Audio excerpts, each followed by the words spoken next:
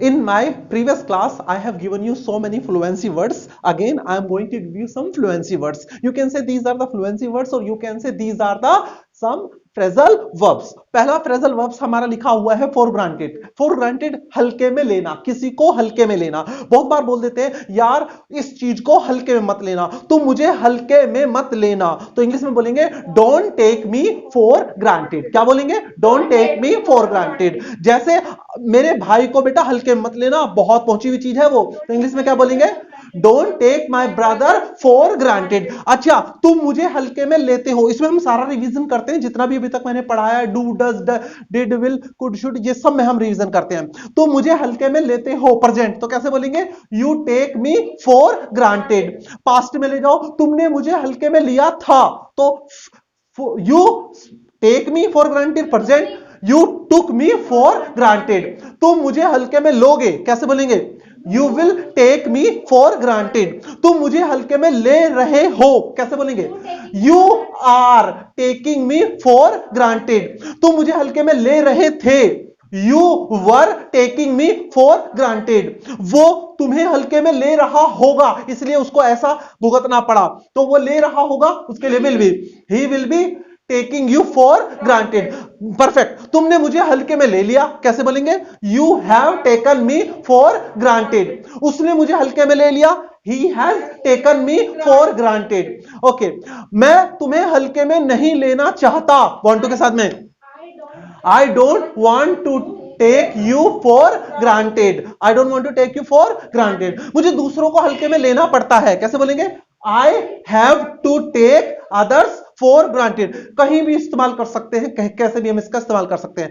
For granted की जगह आप अनदर वर्ड यूज कर सकते हैं, अदरवाइज. अदरवाइज ऐसे बोल देते हैं, जैसे don't take me for granted. For granted की जगह आप बोल सकते हैं अदरवाइज, कि मुझे हल्के में मत लेना, कैसे बोलेंगे? Don't take me otherwise. Don't take me otherwise. तुम मुझे हल्के में ले रहे हो, you are taking me otherwise. तुमने मुझे हल्के में ले लिया, you have taken me otherwise. बेटा इंग्लिश को हल्के मत लेना, ऐसे नहीं आएगी. आप आते हो, थोड़ा सा प्रैक्टिस करते हो, चले जाते हो. बेटा बहुत प्रैक्टिस करनी पड़ेगी. इंग्लिश अच्छा स्पीकर बनने के लिए आपको बार बार लगातार प्रैक्टिस करनी पड़ेगी. तो इंग्लिश को हल्के में मत लेना. बोलो, don't take English for granted या don't take English otherwise. Don't take English otherwise. ऐसे कह भी देते हैं, भाई साहब मुझे ऐरा गहरा ना थू खैरा मत समझना. I am not just anybody. क्या बोलेंगे? I am not just anybody. Don't take me just anybody, या डोंट टेक मी अदरवाइज, या don't take me for granted. I hope ये वर्ड आपको समझ में आ गया. अगला वर्ड है हमारा सूनर और लेटर. कभी ना कभी, जैसे आप किसी को बात कहनी हो, आपको कोई बात, कभी ना कभी, तो बेटा तुम ये गलती करोगे तो फिर मैं तुमसे बदला लूंगा. तो कभी ना कभी, sooner or later you will do the mistake, then I will take my revenge. कभी ना कभी तो वो आएगा, कैसे बोलेंगे? sooner or later he will come. he will come. कभी ना कभी तो तुम कोशिश करोगे, sooner or later you will try.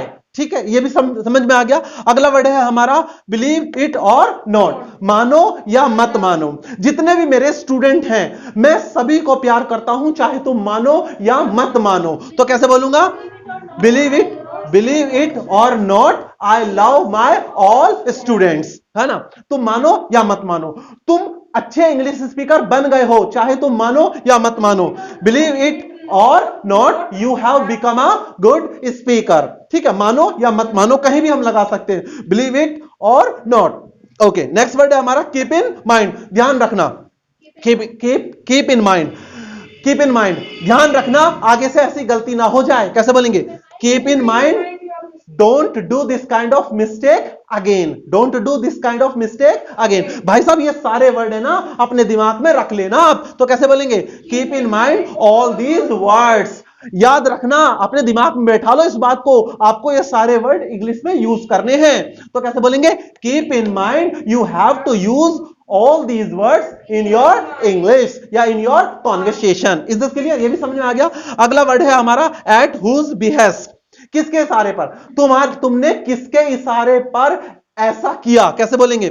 At whose behest you did this. You did this. भाई साहब तुम किसके इशारे पे झूठ बोल रहे हो या किसके इशारे पे आजकल तुम काम कर रहे हो? At whose behest you are working these days.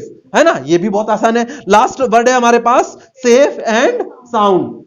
Safe, हाँ, देखो सही सलामत घर चले जाएं, बस यही हमारे लिए काफी है. तो कैसे बोलेंगे?